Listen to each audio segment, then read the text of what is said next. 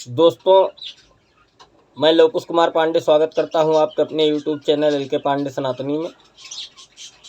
आज से आप लोगों के सामने एक नया काव्य लेकर के प्रस्तुत हूं, जिसका नाम है भीष्म।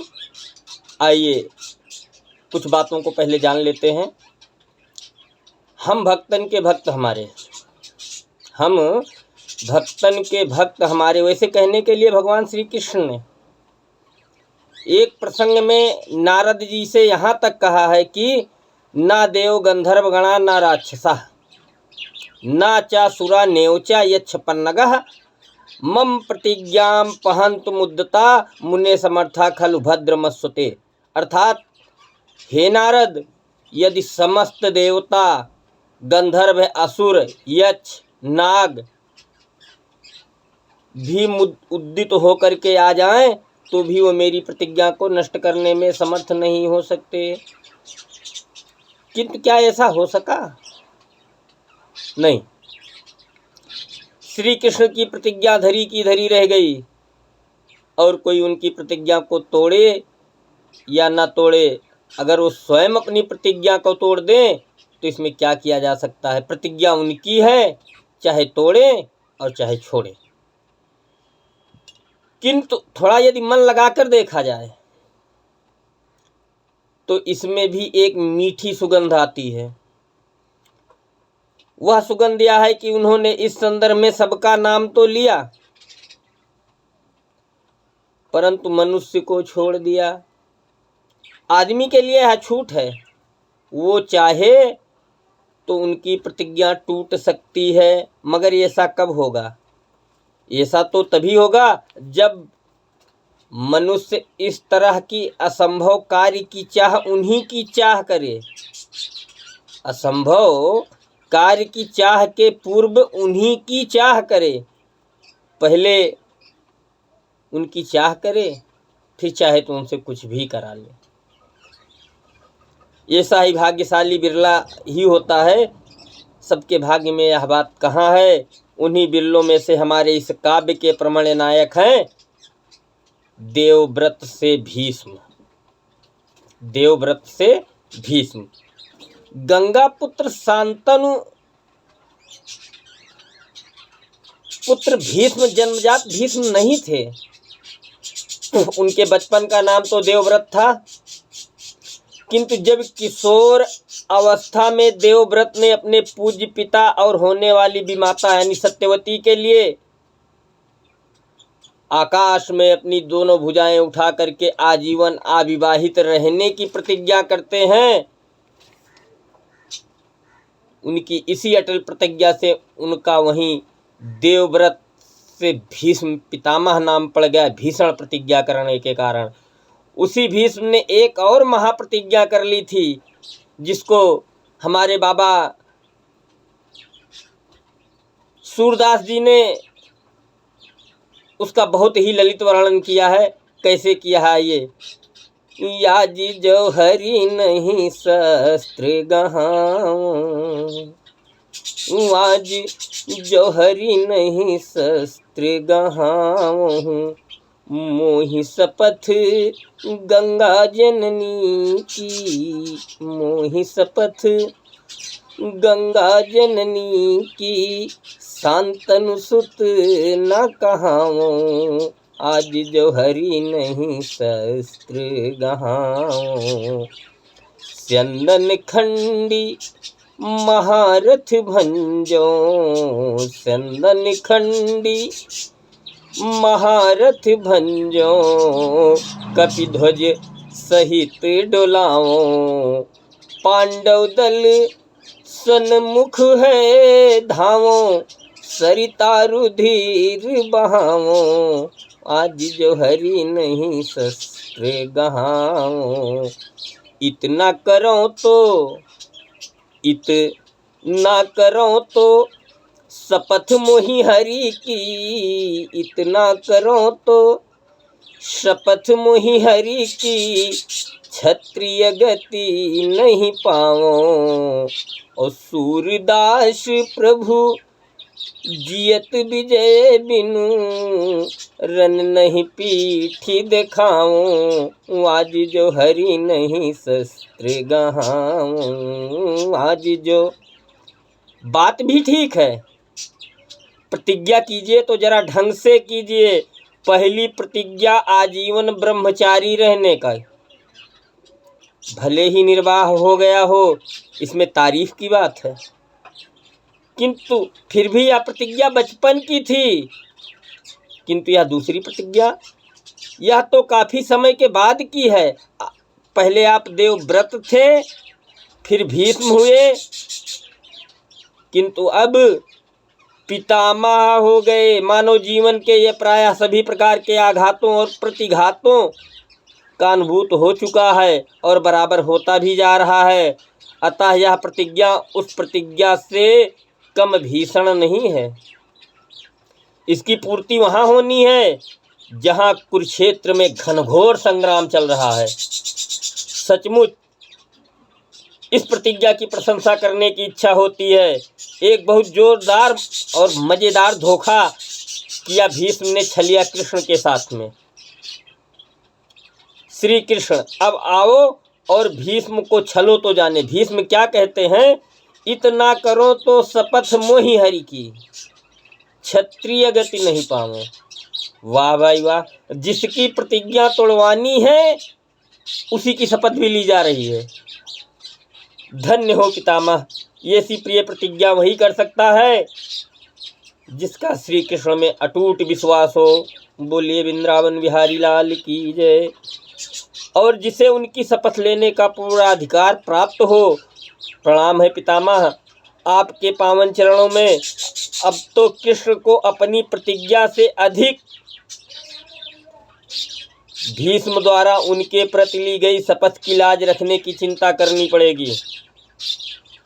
पितामह की जिस प्रतिज्ञा का इतना शोर है उसकी चर्चा महाभारत में तो नहीं है, हाँ श्रीमद् भागवत में जरूर मिलती है। शस्त्र ना पकड़कर मात्र बुद्धि से पांडवों की सहायता करूंगा, ये सी प्रतिज्ञा को छोड़कर मेरी जो प्रतिज्ञा थी कि मैं शस्त्र ग्रहण करा दूंगा, उसको अधिक से अधिक सत्य कराने के लिए जो रथ से कूद कर मेरी ओर उसी प्रकार चल पड़े जैसे हाथी को मारने के लिए सिंह दौड़ पड़ा हो, वे ये भी भूल गए कि मैं अवतार हूँ। पृथ्वी कांपने लगी थी, पीताम्बर का भी ध्यान नहीं रहा। ऐसे भगवान श्री कृष्ण ही अब मेरी गति हो। एक महान योद्धा, कौरव पक्ष का सेनापति भीष्म इस अवसर पर पूर्ण अहंकार रहित दिखाई पड़ते हैं। तभी तो उन्होंने अपने को आतताई शब्द से संबोधित किया है। आतताइयों में ईश्वर के समक्ष जाने के पूर्व अहंकार को मारना होगा। भीष्म की यह स्वीकृति उस समय की है जब वे सरसैया पर पड़े थे। उन्होंने पांडवों और अनेक ऋषि मुनियों और नारद की उपस्थिति में यह बात कही थी। आइए, शपथ ली किसकी जाती है? शपथ ली किसकी जाती है? स्वाभाविक है, शपथ उसी की ली जाती है जो अपना अत्यधिक प्रिय हो। भीष्म ने 3 शपथ ली थी। मोहि शपथ गंगा जननी की, शांतनु सुत न कहाऊं। पहली शपथ तो माँ गंगा की और दूसरी शपथ पिता शांतनु की, और फिर तीसरी शपथ किसकी लेते हैं? इतना करो तो शपथ मोहि हरि की, क्षत्रिय गति नहीं पाऊं। शपथ लेने का तरीका तो कोई भीष्म से सीखे। पहले माँ की, फिर पिता की, और अंतिम शपथ परम पिता परमेश्वर की। शपथ की यही मर्यादा है, शपथ की यही मर्यादा है। मगर जैसा संकेत ऊपर किया है, इस तीसरी शपथ में एक जोरदार बात है कि जिसकी शपथ ली जा रही है उसी की प्रतिज्ञा को उसी से तोड़वानी है। प्रतिज्ञा का भार किसके ऊपर है? महाभारत में यदि देखा जाए तो मात्र भीष्म ही नहीं, अपितु अनेक योद्धा अपनी अपनी प्रतिज्ञा में दिखाई पड़ते हैं। भीमसेन ने कहा कि क्रूर एवं नीच दुशासन, तू पापी मनुष्यों द्वारा प्रयुक्त होने वाली ओछी बातें कर रहा है। अरे तू अपने बाहुबल से नहीं, शकुनी की छल विद्या के प्रभाव से आज राजाओं की मंडली में अपने मुंह से अपनी बड़ाई कर रहा है। जैसे तू अपने वचन रूपी बाणों से हमारे मर्म स्थल में अत्यंत पीड़ा पहुंचा रहा है, उसी प्रकार जब युद्ध में मैं तेरा हृदय विदीर्ण करूंगा, उस समय तुम्हें तेरी इन्हीं बातों की याद दिलाऊंगा। जो लोग क्रोध और लोभ के परिभूत होकर के तुम्हारे रक्षक बने तुम्हारे पीछे पीछे चलते हैं, उन्हें उनके संबंधियों सहित यमलोक पहुंचा दूंगा। मेरी बात सुन ले, यह कुंती पुत्र भीमसेन यदि युद्ध में तेरी छाती फाड़ कर तेरा रक्त ना पिए तो इसे इस पुण्य लोक की प्राप्ति न हो। एक प्रतिज्ञा भीष्म ने भी ऐसी की थी। तुमसे मैं सत्य बात कह रहा हूं। शीघ्र ही वह समय आने वाला है जब समस्त धनुधारियों के देखते ही देखते मैं युद्ध में धृतराष्ट्र के सभी पुत्रों का वध करूंगा। फिर दुर्योधन ने कहा, ओ मूढ़, केवल दुशासन के रक्तपान द्वारा ही मेरा कर्तव्य पूरा नहीं हो जाता। तुझे संबंधियों समेत शीघ्र हम लोग भेजकर तेरे इस परिहास की याद दिलाते हुए इसका समुचित उत्तर दूंगा।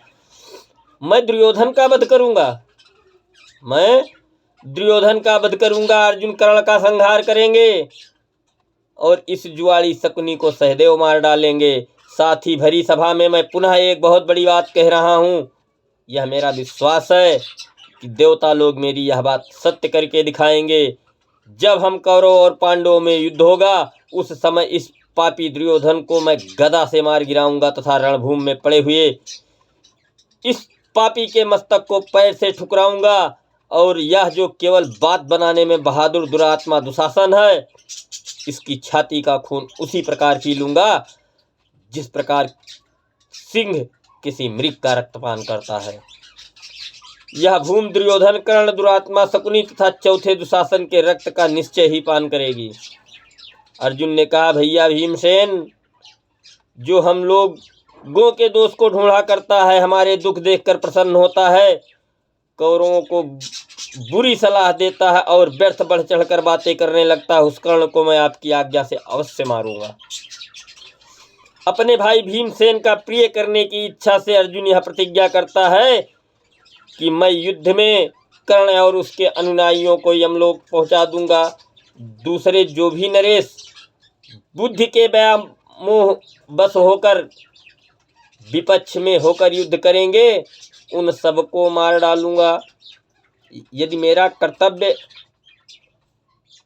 और मेरा कथन सत्य हो जाए तो समझिए हिमालय अपने स्थान से विचलित हो गया, सूर्य की प्रभा भी नष्ट हो गई, चंद्रमा से उसकी शीतलता दूर हो गई। अर्थात जैसे हिमालय अपने स्थान से हट नहीं सकता, सूर्य की प्रभा नष्ट हो नहीं सकती और चंद्रमा उसकी शीतलता दूर नहीं हो सकती, उसी प्रकार मेरे ये प्रिय वचन मिथ्या नहीं हो सकते।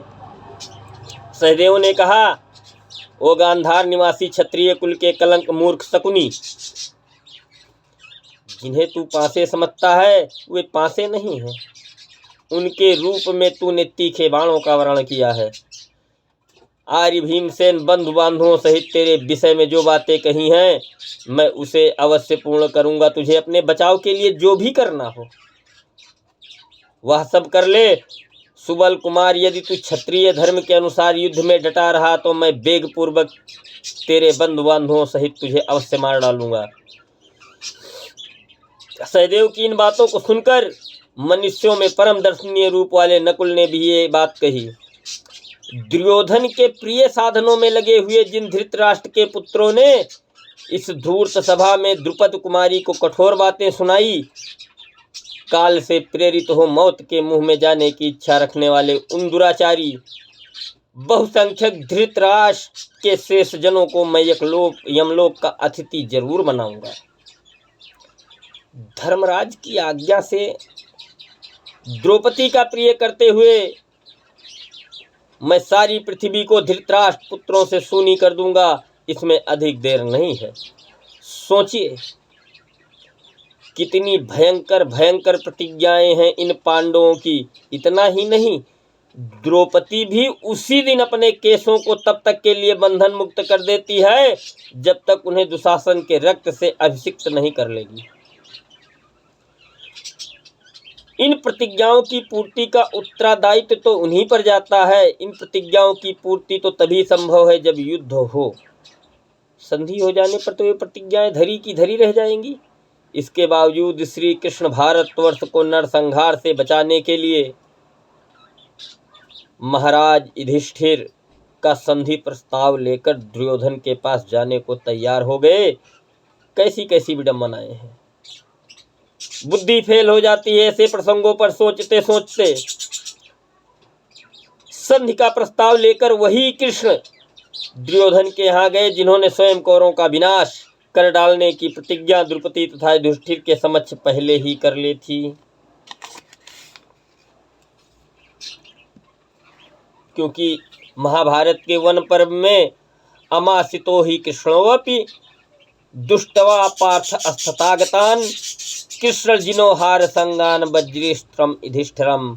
भगवान श्री कृष्ण भी कुंती पुत्रों को उस अवस्था में काला मृगचर्म ओढ़े हुए देखकर अमरस में भर गए और वे युधिष्ठिर से इस प्रकार बोले कि साते श्रीमिध्रैत्य चपलायति सारिणो अजाय जीवंता तेसा महाश्रितामहम।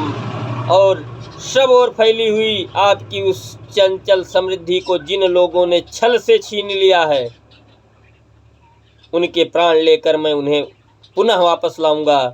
भगवान, किसी का प्राण तो आप तभी लेंगे जब युद्ध होगा। और फिर संधि प्रस्ताव कैसा?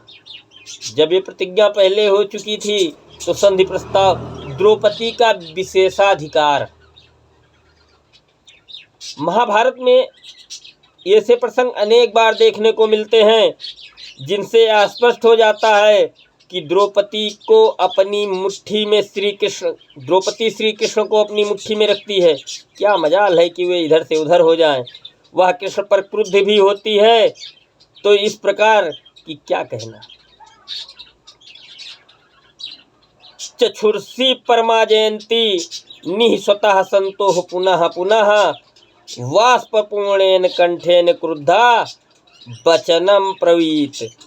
कुपित द्रौपदी ने बार बार सिसकती और आंसुओं को पोंछती हुई रुद्ध कंठ से क्रुद्ध होकर कृष्ण से कहा, नेव में पतया संधिना पुत्रा नेव चा बंधवा न भरतारो न चा पिता नेव तयम मधुसूदन। मधुसूदन, मेरे लिए ना पति है, ना पुत्र है, ना बांधव है, ना भाई है, ना पिता है और ना आप ही हैं। क्या कहना है, ना आप ही हैं। इस ही में क्रोध अधिक है कि अपनत्व अधिक है, इसका निर्णय द्रौपदी को नहीं कृष्ण को ही करना होगा। युधिष्ठिर का संधि प्रस्ताव लेकर दुर्योधन के पास जाने से पूर्व द्रौपदी ने कृष्ण पुरुषार्थ की आड़ में युधिष्ठिर के पुरुषार्थ की आड़ में युद्ध के लिए प्रोत्साहित करना चाहा, मगर हर बार युधिष्ठिर ने उसे दबा दिया। अंत में संधि का प्रस्ताव लेकर जब कृष्ण जाने ही लगे तो एक बार फिर द्रौपदी कृष्ण पर कुपित हुई और उसे नागिन की तरह फुफकारती हुई कृष्ण से कहा, हे माधव, आप संधि के लिए दुर्योधन के पास तो जा रहे हैं, किंतु कौरवों के बीच वार्ता करते समय मेरे इन खुले हुए केसों का ख्याल रखिएगा। कृष्ण द्रौपदी की इन बातों को सुनकर स्तब्ध हो जाते हैं।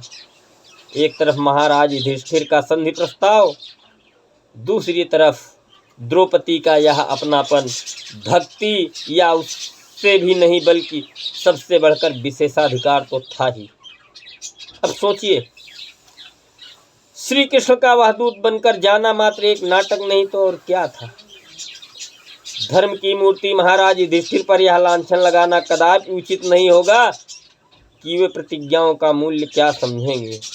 उनकी अपनी इस तरह की कोई प्रतिज्ञा तो थी नहीं। हाँ, नैतिक रूप से अवश्य इन प्रतिज्ञाओं से जुड़े हुए थे। इन सारी बातों पर मंथन करने से एकमात्र निष्कर्ष निकलता है कि प्रतिज्ञा चाहे पांडव पक्ष की हो चाहे भीष्म की हो, उन सभी की पूर्ति का उत्तरदायित्व जिसके ऊपर था वो मात्र एक ही भगवान श्री कृष्ण थे।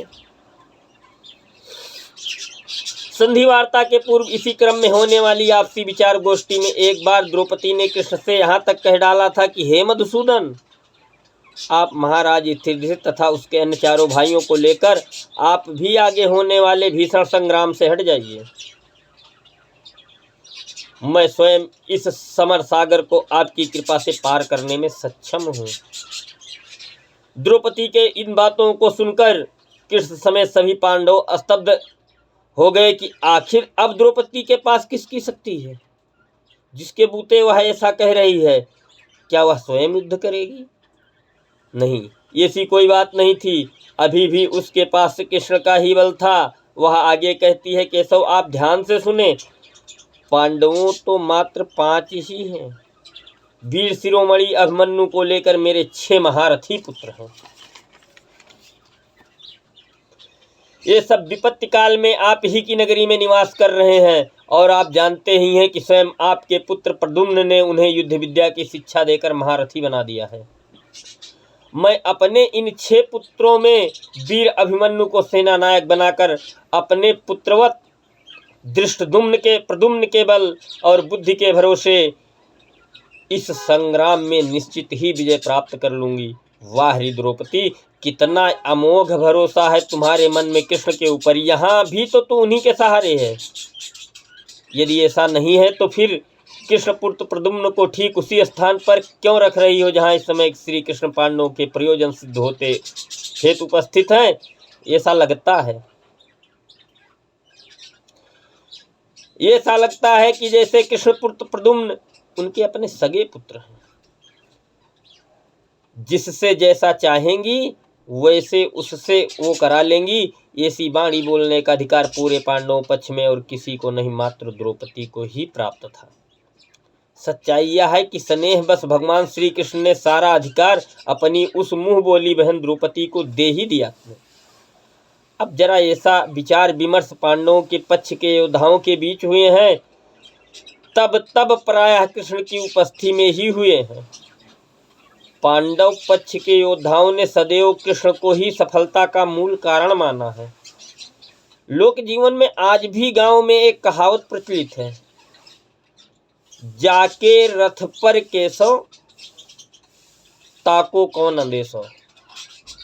जाके रथ पर केसव ताको कौन अंदेशो, अर्थात जिसके रथ पर स्वयं श्री कृष्ण बैठे हैं उसे किसी प्रकार का अंदेशा नहीं हो सकता।